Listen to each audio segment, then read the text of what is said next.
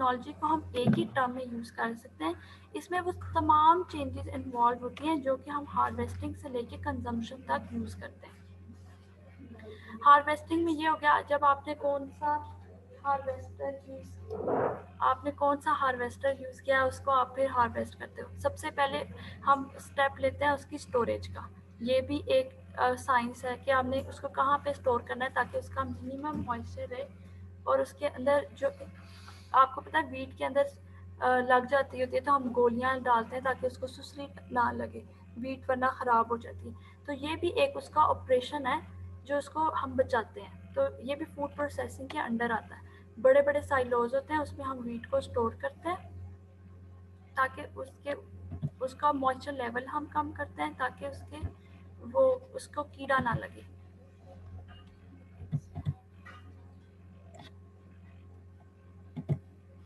अच्छा, और फिर देखिए उसके बाद उसकी मिलिंग होती है। मिलिंग के बाद वो डिफरेंट फेजेस से आता है, डिफरेंट प्रोडक्ट्स में कंज्यूम होता है जब तक कि वो मार्केट में नहीं आ जाता और कंज्यूमर से लेके कंजम्पशन की तरफ नहीं आता। वो सारी चेंजेस जो उसकी हार्वेस्टिंग से लेके कंजम्पशन तक होते हैं वो under food science and technology के अंदर आते हैं।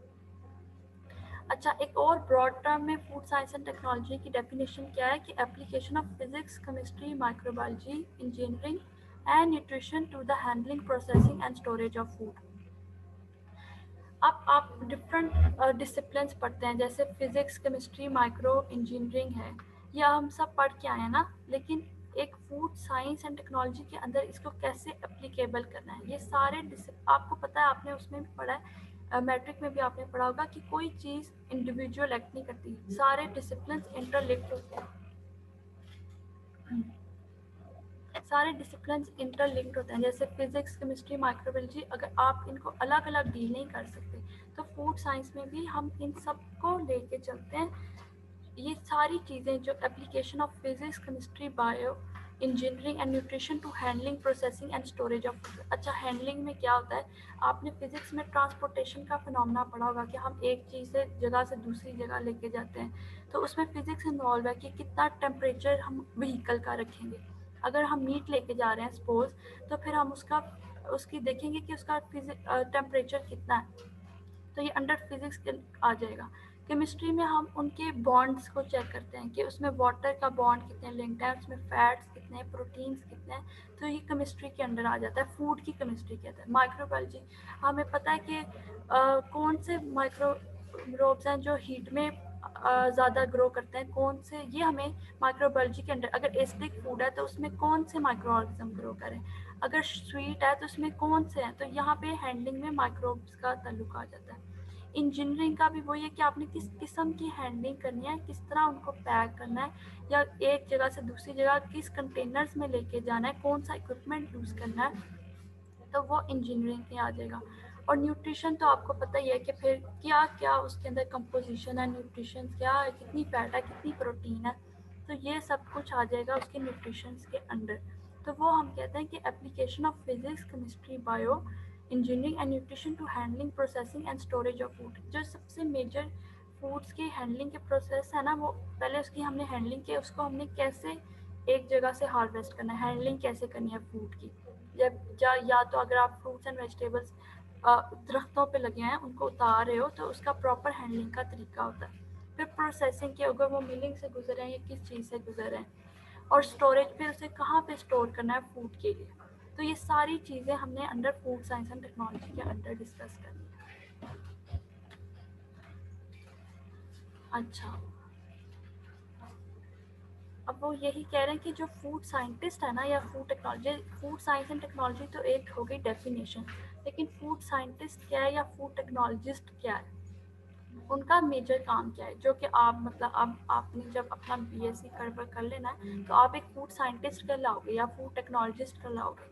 तो आपके सबसे मेजर इश्यूज क्या होने चाहिए या प्रॉब्लम्स आपने कौन से करने हैं एड्रेस, वो है अंडरस्टैंडिंग, हमने नेचर ऑफ फूड को अंडरस्टैंड करना है। फिर हैंडलिंग, कि एक फूड, जब एक सोर्स है फूड का उसको हैंडल कैसे करना है। फॉर एग्जांपल आप मेरीन फूड की बात कर रहे हो या सी फूड की बात कर रहे हो, तो आपने उसको किस तरह हैंडल करना है। जैसे आपको पता फ्रीज कंटेनर में आपने फ़ौरन रखना है वरना स्पॉइलेज हो जाती है। फिर प्रोसेसिंग कैसे करनी है, मिलिंग की क्या प्रोसेसिंग होगी। फिर स्टोरेज ऑफ फूड, कि हमने उस फूड को कहाँ पे स्टोर करना है। कोई चीज़ है जो वो फ्रीज़र में रख सकते हैं, कोई चीज़ है जो हम ड्राई फॉर्म में साइलोज में रखते हैं जैसे सीरियल्स है। तो ये आपके फूड टेक्नोलॉजीज के मेजर कंसर्न्स होंगे: understanding, handling, processing and storage.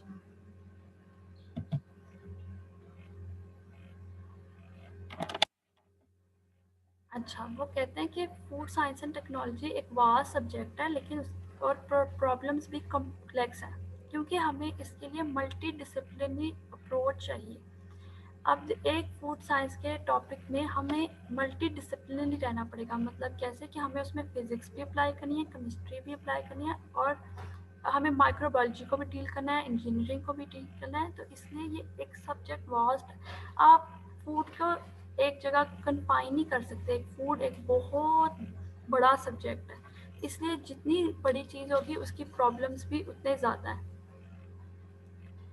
तो इसलिए वो कह रहे हैं कि फूड साइंटिस्ट एंड टेक्नोलॉजिस्ट जो हैं, जैसे आप हैं, वो सिर्फ अलोन काम नहीं करेंगे। आपको फूड माइक्रोबायोलॉजिस्ट के साथ भी बैठना पड़ेगा, फूड केमिस्ट के साथ भी बैठना पड़ेगा, और इस तरह एक इंडस्ट्री रन करती है। आपने देखा होगा किसी इंडस्ट्री में, फूड इंडस्ट्री में, एक फूड टेक्नोलॉजिस्ट होता है, एक फूड माइक्रोबायोलॉजिस्ट होता है, एक फूड केमिस्ट्री की हायरिंग होती है। तो ये सारे मिल के एक इंडस्ट्री रन करते हैं। तो वो यही इस स्लाइड्स में कहना चाह रहे हैं कि आपका ये वास्ट फील्ड है, आपको कोलैबोरेट करना पड़ता है फूड केमिस्ट के साथ भी, फूड माइक्रोबायोलॉजिस्ट के साथ भी। तो हमें ब्रॉडली इसको देखना है। अच्छा जी, आगे हम उसके कैरियर की बात कर रहे हैं। अब उन्होंने इसमें कहा है कि फूड साइंटिस्ट का कैरियर क्या है और उसकी डिमांड्स कहाँ पे हैं। अच्छा, अब इसमें यह है कि अब देखिए, अगर कोई बेकरी में काम कर रहा है फूड टेक्नोलॉजिस्ट, तो उसकी सबसे ज़्यादा उस टाइम कहाँ पे चाहिए, जबकि बैच प्रोड्यूस हो रहा है। अगर देखें कोई प्रॉब्लम अराइज होती है, तो सबसे पहला टू कॉल होगा वो जो उस टाइम पे फूड साइंटिस्ट उधर वर्क कर रहा है। तो हम सबसे पहले उसे उसका नॉलेज यूज़ करेंगे। अगर हमें कोई प्रॉब्लम आ रही है, जैसे ब्रेड में एक, आपको पता है, एक प्रॉपर उसका राइज होना चाहिए, ब्रेड का प्रॉपर वॉल्यूम होना चाहिए ताकि वो एक सर्टेन लेवल तक राइज कर सके। सही है। अगर वो राइज नहीं हो रहा तो आपका पूरा का पूरा बैच डिस्ट्रॉयड होगा। तो ये कह रहे हैं कि उसकी डिमांड फिर उस टाइम सबसे पहले किसकी होगी, फूड टेक्नोलॉजिस्ट की, कि इसमें किस इंग्रेडिएंट की कमी है कि ये हमारी प्रॉब्लम राइज हो रही है। तो वो इसमें यही बताने चाह रहे हैं कि ability to apply knowledge whenever and whenever the need arises, कि आपका जब भी प्रॉब्लम अराइज हो तो आप में ये एबिलिटी हो कि आप उसको सॉल्व कर सको। ब्रॉड एजुकेशनल बैकग्राउंड, मतलब कि आपने देखो, जैसे आप लोग हो, आपने फिजिक्स, केमिस्ट्री, बायो पढ़ी है, तो इस मीन कि आपका ब्रॉड एजुकेशनल बैकग्राउंड हो, आपको सिर्फ फूड का ही नहीं पता हो कि फिजिक्स क्या होती है, केमिस्ट्री, बायो क्या होती है, ये भी आपका सारा नॉलेज हो। अच्छा, नेक्स्ट है जी food scientist and technologies responsibilities. सबसे पहले तो कंज्यूमर सेफ्टी एक होता है। देखो, अगर आप कोई पॉइजनस चीज़ खा रहे हो या आपका सेफ नहीं है प्रोडक्ट, तो उसके कॉन्सिक्वेंसेस इरिपेरेबल है, मतलब कि आप वो सॉल्व नहीं कर सकते। अब फूड पॉइजनिंग के केसेस आपने देखे होंगे, कभी आपने खबरें सुनी हो, तो आप कहते हैं इतने लोग खाना खाने से हॉस्पिटल आ जाते हैं या डेथ भी हो जाती हैं। तो फूड पॉइजनिंग से आप सबसे बड़ी रिस्पॉन्सिबिलिटी है कि फूड सेफ टू कंज्यूम हो, फिट फॉर कंजम्पशन। तो सबसे पहले तो उसकी सेफ्टी सबसे ज़रूरी है। आपको पता है माइक्रो लेवल की सर्टेन रेंजेस हर एक फूड के लिए होती हैं कि इससे ज़्यादा कंसंट्रेशन ना हो माइक्रोब्स की, तो उसका आपने ख्याल रखना होता है। फिर उसकी कंडीशंस का, सपोज कि कभी कभी चीज़ वैसे ख़राब नहीं होती या माइक्रो ऑर्गेनिज्म अटैच रहता है, फूड की इटसेल्फ प्रॉपर्टीज़ ख़राब हो जाती हैं। जैसे जो चीज़ें जिनमें ऑयल ज़्यादा होता है, आपने रेंसिडिटी का वर्ड सुना होगा, कि वो इतनी बुरी स्मेल आने लग जाती है या रेंसिड हो जाते हैं, उनका टेस्ट भी ख़राब हो जाता है। तो वो भी एक प्रॉब्लम है। तो आपने सेफ्टी, सबसे पहला कंसर्न जो फूड साइंटिस्ट एंड टेक्नोलॉजी का होता है वो सेफ्टी हो, कि उसका माइक्रोबियल लेवल कम हो, उसकी नेचर सही हो, वो फिट फॉर कंजम्पशन हो। अच्छा, फिर टेस्ट। अब कोई चीज़ भी तब तक कामयाब नहीं होगी जब तक उसका टेस्ट अच्छा नहीं होगा। इसलिए अब देखें, हम बहुत ज़्यादा फाइबर पे जोर देते हैं कि डाइटरी फाइबर आपकी डाइट में होना चाहिए, ब्राउन ब्रेड होना चाहिए, ये हो। लेकिन वो क्यों नहीं इतना वर्क करता मार्केट में, अभी भी कॉमन नहीं है, क्योंकि उसका टेस्ट जो है वो हमारे कंज्यूमर पे अभी तक एक्सेप्टेबल नहीं है, हमारी कंज्यूमर की एक्सेप्टेबिलिटी नहीं है। तो इसलिए सबसे मेजर जो आपका फूड साइंटिस्ट का टास्क होता है कि वो न्यू प्रोडक्ट डेवलप करें इस तरह की उसकी पैलेटेबिलिटी मतलब होता है कि जो चीज़ आप खा रहे हैं उसका टेस्ट भी आपको पसंद है। तो आपने ऐसा प्रोडक्ट डेवलप करना है कि जो सेफ हो, फिट फॉर कंजम्पशन हो और उसका टेस्ट भी पसंद आए, ताकि आप कोई चीज़ न्यूट्रिशनस वाइज चीज़ आप क्रिएट कर रहे हो उसका टेस्ट अच्छा होगा तो कंज्यूमर लेगा, वरना आपकी सारी एफर्ट्स ज़ाया जाएंगी। अपीयरेंस, जब तक आपको एक चीज़ देखने में अच्छी नहीं लग रही तो आप उसे बाय ही नहीं करते।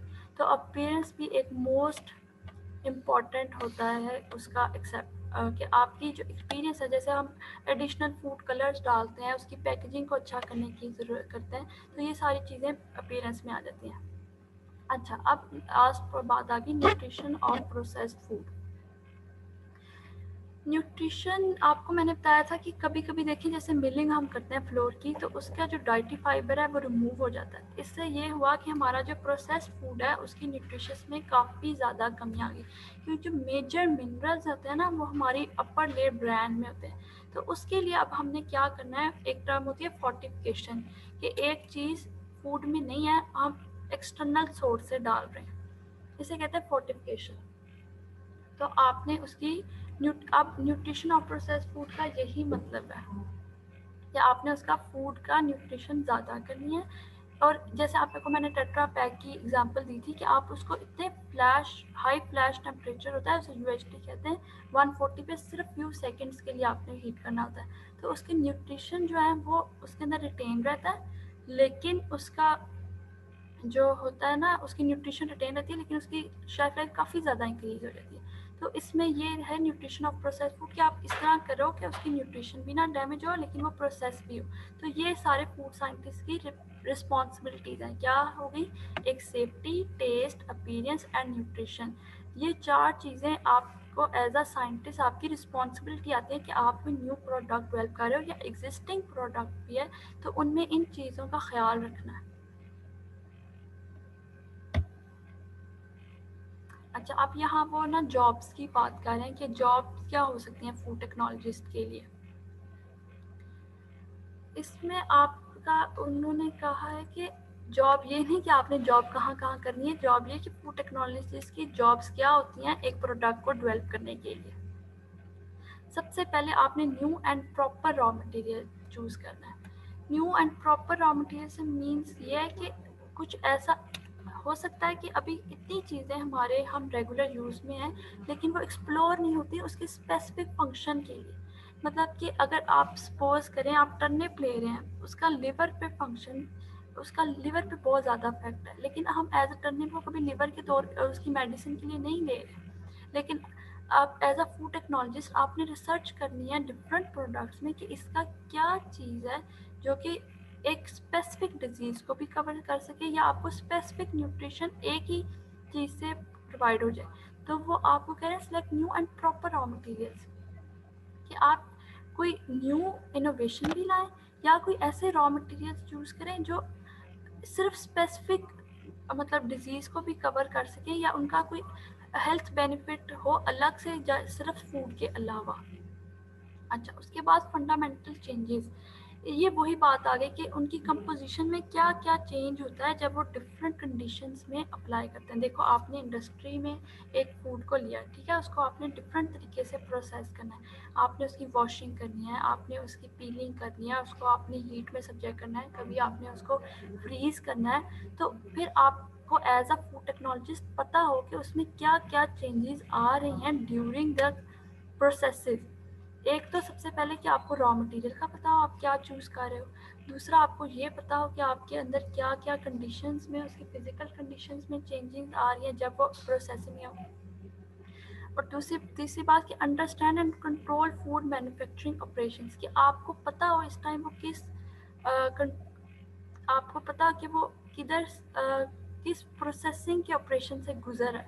और अगर कोई नुक्स आ जाए या कोई कंडीशंस में वेरीज हो जाए, अक्सर कंडीशन होता है ना कि कोई कुछ काम नहीं कर रहा था, कोई फीडर नहीं चल रहा होता या कोई लो वॉल्यूम नहीं रेज कर रहा या कोई प्रोसेस की कोई चेन ख़राब हो जाती है, तो आप उसको समझते हो और आप अगर प्रॉब्लम अराइज हो तो आप कंट्रोल करने की सलाहियत रखते हो। तो फूड टेक्नोलॉजी की जॉब्स क्या है कि आप अच्छा प्रॉपर रॉ मटेरियल चूज़ कर सकें, उसकी कंपोजिशनल चेंजेस कर सकें और उसको समझ सकें कि इसमें क्या क्या फिजिकल और उसकी केमिकल चेंजेस होगी जब वो प्रोसेसिंग होगा, और अंडरस्टैंड एंड कंट्रोल फूड मैट्री, और आपको पता हो कि वो किस किस प्रोसेस से गुजर रहा है और आप उसे कंट्रोल कर सकें। अच्छा, अब मैं आपको अनम्यूट कर रही हूँ, तो आपको अगर कोई क्वेश्चन है ना तो आप पूछ लें।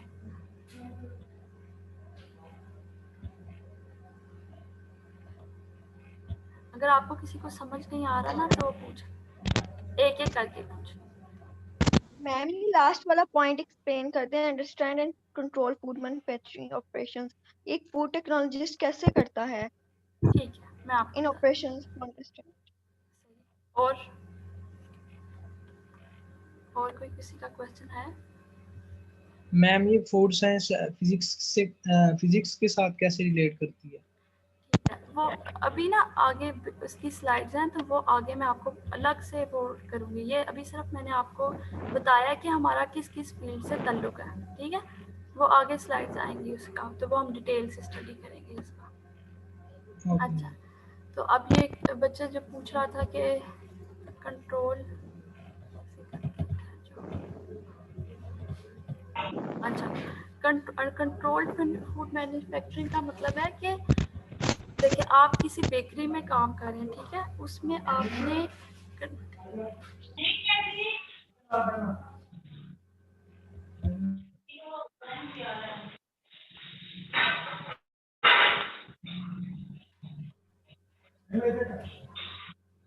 अच्छा, वो कहते हैं कि आप किसी कंपनी में, फूड मैन्युफैक्चरिंग कंपनी में काम करें। मैं आपको बेकरी बेकरी की एग्जांपल दे रही थी कि हमारा, आपको पता है एक चेन होती है बेकरी के प्रोडक्ट्स में। आपने बच्चों ये शोर ना करो, फिर म्यूट फिर करना पड़ेगा।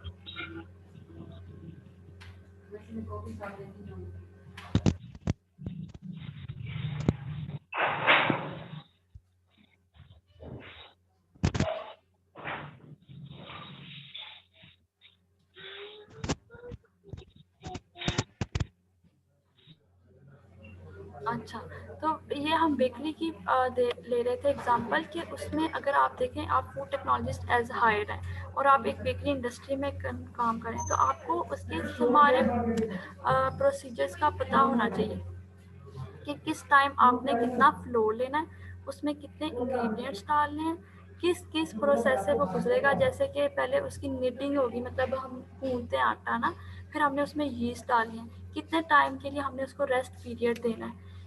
इस फिर अगर आप उसको फूड मैन्युफैक्चरिंग ऑपरेशंस में लेके जा रहे हो, फिर आप उसको ओवन में डाल रहे हो, कितनी ओवन की रेंज होगी टेम्परेचर की, वो फूड टेक्नोलॉजिस्ट को पता होना चाहिए। फिर उसका लो वॉल्यूम होता है कि एक सर्टन लेवल तक ब्रेड ने राइज करना होता है, ठीक है। अगर वो ख़राब है तो वो किस वजह से ख़राब है, तो वो इस पॉइंट में ये कह रहे हैं कि एज अ फूड साइंटिस्ट आपको पता होना चाहिए कि किस किस प्रोसेस से आपका प्रोडक्ट गुजरना है, उसकी कौन कौन सी कंडीशंस हैं। अगर सपोज अगर आपका फ्रीजिंग से ताल्लुक है, अगर आप सी रिलेटेड क्रीचर्स को डील कर रहे हो, मतलब आप सी फूड्स को डील कर रहे हो, तो आपने किसी की ज़रूरत होती है कि प्रिजर्व कैसे करना है। तो आप एज अ फूड टेक्नोलॉजिस्ट आपको अंडरस्टैंड होना चाहिए कि किस टेम्परेचर पे आपने सी फूड को रखना है, किस तरह उसको मैरिनेट करना है, उसकी मैन्युफैक्चरिंग कैसे करनी है। तो उस लास्ट पॉइंट से ये मतलब है कि एक फूड टेक्नोलॉजिस्ट को पता होना चाहिए कि उसके प्रोसीजर्स कौन कौन से उसने गुजरना है, और अगर कोई प्रॉब्लम आ जाए तो उसे कैसे डील करना है।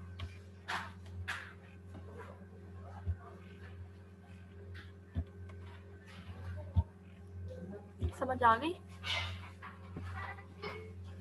Yes excuse me ma'am, ma'am ये न्यूट्रिशन और प्रोसेस्ड फूड बता दें। अच्छा, इसमें यही बात हुई थी कि न्यूट्रिशन ऑफ प्रोसेस फूड। देखें, जब प्रोसेसिंग करते हैं ना आप, तो समटाइम्स ऐसा होता है कि उसकी जो न्यूट्रिशन वैल्यू है ना, वो मिनी लॉस हो जाता है। उसमें मिलिंग की सबसे बेस्ट एग्जांपल है, जो आप देखो फ्लोर खाते हो ना, तो जो आपको होल व्हीट तो ब्राउनिश सा होता है, लेकिन आपके घर में देखा होगा वाइट आटा, या जिसे मैदा कहते हैं, उसमें जो अपर ब्रांड लेयर होती है ना, डाइटी फाइबर जिसमें होता है मेजर पोर्शन, वो हम रिमूव कर देते हैं ड्यूरिंग मिलिंग। तो उसमें क्या होता है कि जो ब्रांड में हमारे मोस्टली विटामिन जो होते हैं ना वो ब्रांड में ही होते हैं। वीट के, अगर आपने वीट का स्ट्रक्चर पढ़े ना कर्नल, तो उसमें ब्रांड होता है, उसमें ही हमारे ज़्यादातर विटामिन बी वगैरह होते हैं, मिनरल्स होते हैं।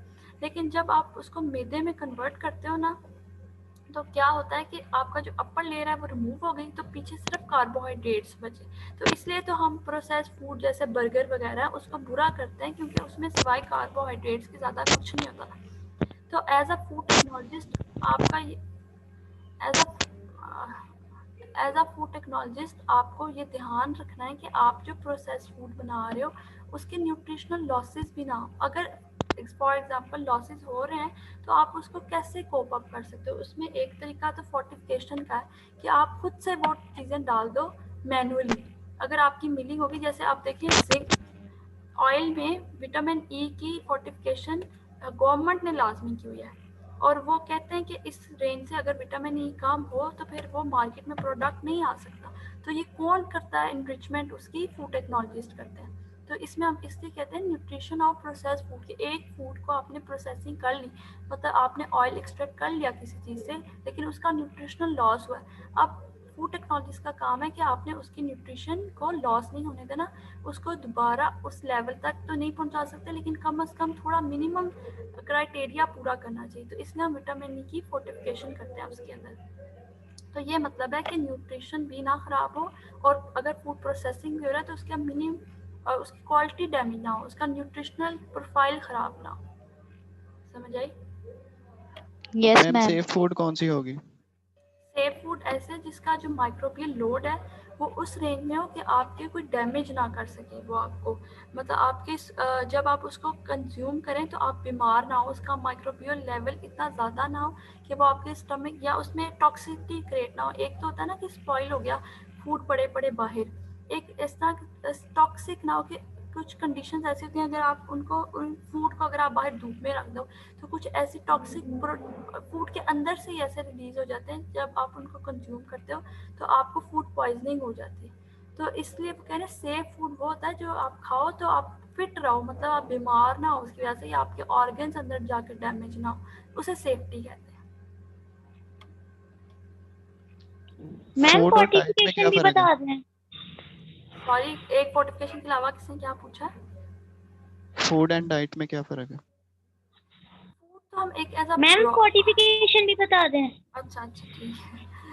जो फूड है ना उसको हम एज अ ब्रॉड कैटेगरी में लेते हैं, हम हर खाने वाली चीज़ को, जैसे फूड तो एक वास्ट सब्जेक्ट है ना, कि फूड डाइट आपके इंडिविजुअल पर डिपेंड करती है कि आप क्या खा रहे हो, वो आपकी डाइट है। ज़रूरी नहीं है जो